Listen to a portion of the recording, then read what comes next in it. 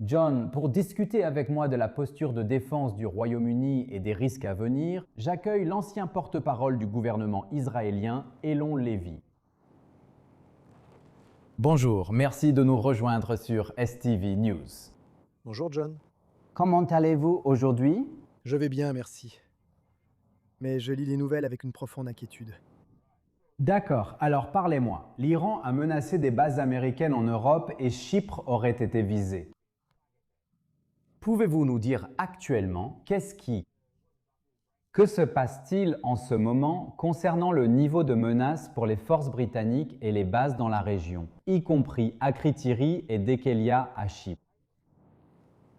La menace du régime iranien envers l'Europe est extrêmement grave et doit être prise très au sérieux. Nous avons vu lors de la dernière guerre le régime iranien attaquer tous ses voisins, pas seulement Israël, mais aussi les Émirats arabes unis, l'Arabie saoudite, le Qatar, le Koweït, tous les pays de la région.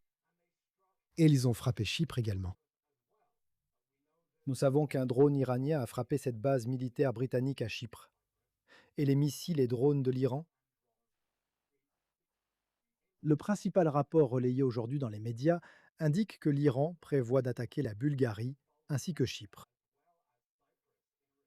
En réponse à toute tentative américaine future d'arrêter le programme d'armes nucléaires iranien et d'ouvrir le détroit d'Ormuz. Malheureusement, l'Europe pense encore qu'il s'agit d'un conflit très très lointain qui ne la concerne pas.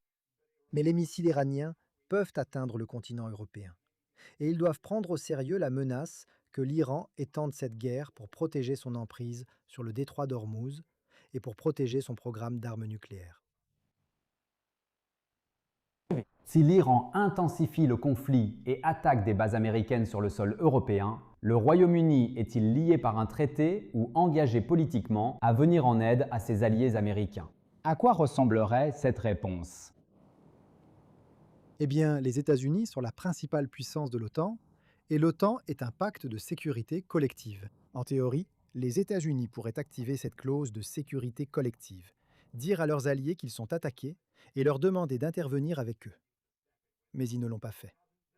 La question est, que se passera-t-il si le régime iranien élargit ses cibles à l'Europe elle-même? Les alliés des États-Unis au sein de l'OTAN vont-ils s'impliquer dans une action militaire contre le régime iranien? Je pense qu'ils commencent à réaliser que c'était une erreur de faire des concessions au régime iranien. Ils pensaient que s'ils laissaient faire, s'ils disaient à l'Amérique d'essayer d'ouvrir le détroit d'Ormuz toute seule, alors le régime iranien laisserait faire. Mais ce n'est pas le cas. Ils menacent d'attaquer les pays qui accueillent des forces américaines. Ils sont en première ligne et ils pourraient s'en rendre compte. Même s'ils ne veulent pas être entraînés dans une guerre avec l'Iran les entraînera dans une confrontation. Et ils doivent décider, vont-ils se protéger eux-mêmes ou vont-ils laisser les États-Unis les défendre à leur place? Lévi, je comprends tout à fait votre point de vue, mais j'aimerais vous poser cette question avant de vous laisser partir. En regardant votre pays, Israël par exemple, si cette menace, vous savez, se réalise vraiment, à quel point la base militaire britannique est-elle préparée en ce moment? Eh bien, je suis en Israël, et Israël est très bien préparé à se défendre contre toute attaque iranienne. Israël dispose d'un réseau national d'abris anti-roquettes, y compris dans les immeubles d'habitation et même dans les appartements, donc les gens savent quoi faire en cas d'urgence. Un système de défense antimissiles très sophistiqué pour intercepter les missiles iraniens en plein vol. Mais personne ne minimise la menace que représente le régime iranien. L'Iran a profité de ce cessez-le-feu pour augmenter sa production de missiles, intensifier sa fabrication de drones et les rendre plus sophistiqués afin de pouvoir attaquer des cibles civiles. Et les Israéliens savent que si la guerre reprend avec le régime iranien, parce qu'ils sont déterminés à garder le contrôle du détroit d'Ormuz et à prendre l'économie mondiale en otage, et qu'ils sont déterminés à poursuivre leur programme d'armes nucléaires, alors Israël devra se défendre. Et Israël le fera, il l'espère, côte à côte avec les États-Unis d'Amérique. Fantastique. Mais alors, au-delà de l'aspect militaire, quelles mesures diplomatiques le Royaume-Uni peut-il prendre avec l'OTAN et d'autres alliés pour désamorcer la situation? Et quel rôle Israël peut-il jouer?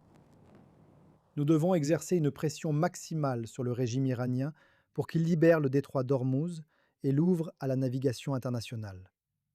Le régime iranien poursuit une stratégie consistant à prendre en otage l'ensemble de l'économie mondiale pour protéger son programme d'armes nucléaires. Il essaie d'imposer des péages aux navires dans le détroit d'Ormuz, tirant sur les navires qui ne s'y conforment pas, afin que tout le monde, partout dans le monde, au Royaume-Uni, au Nigeria, en Israël, en paie le prix au portefeuille à cause de la hausse des prix de l'énergie. Et le monde entier doit clairement dire que nous ne céderons pas à la piraterie iranienne. Le détroit d'Ormuz doit rester libre pour la navigation internationale. Et nous n'allons pas permettre au régime iranien de faire souffrir le monde entier simplement pour protéger leur programme d'armes nucléaires. Merci beaucoup, Ilon Levy, ancien porte-parole du gouvernement israélien. Merci pour votre temps. Merci. L'Organisation mondiale de la santé, l'OMS, en tant que